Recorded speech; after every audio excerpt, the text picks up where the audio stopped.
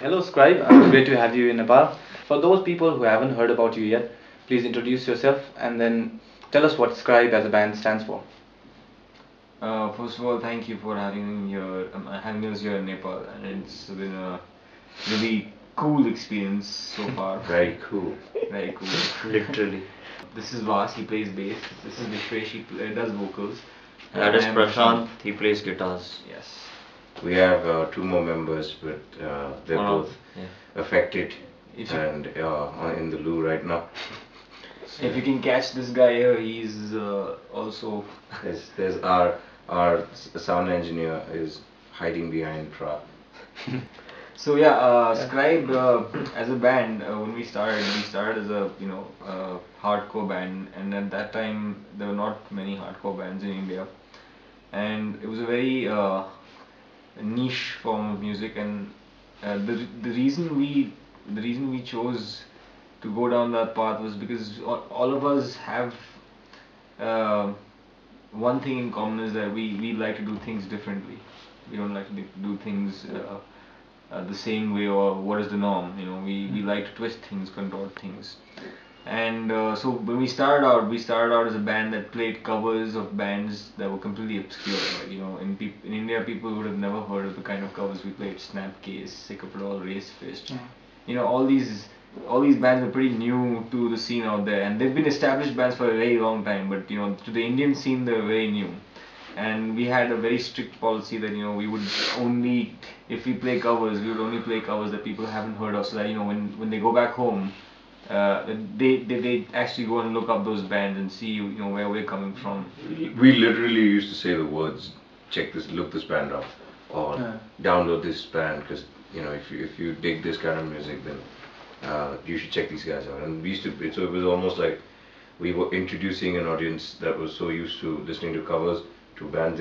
So we were a cover band, but we used to play the most obscure covers. So in a room full of 2,000 people, there wouldn't be one person who's heard that song.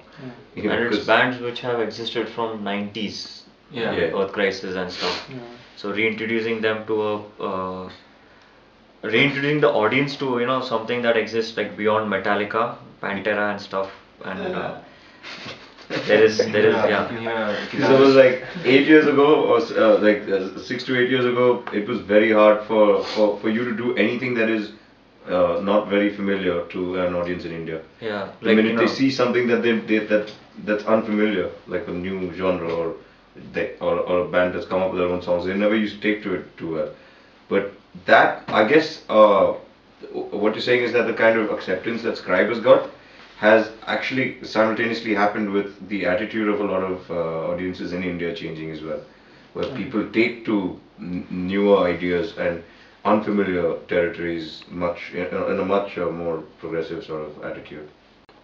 So yeah, essentially Scribe was a hardcore band, but now it is an amalgamation of 14 types of genres, it's and like 2 anything invertebrates goes. and 1 vegetable. If it sounds good, if it sounds good and if it works, then it's part of the song. It can be jazz, swing, pop. And I think hardcore is a type of genre where you can get away with shit like that. I don't think that most purist metal guys do not like their metal to be messed with, which is why every time you see a new type of genre even that emerges in the West, which is like rap rock or electronic, usually resent it very much. They don't like it.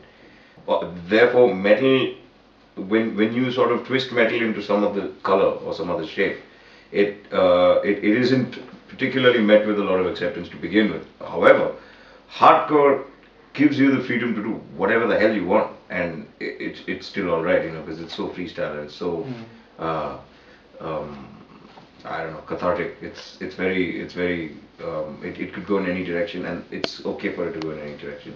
So for us, I think we just totally like dangle out of that string, and we hang all our creative influences just purely on that particular thread that we're whatever it is that we find cool, or whether it is from gaming, or whether it's from films, or whether it's from comic books, or whether it's from music itself.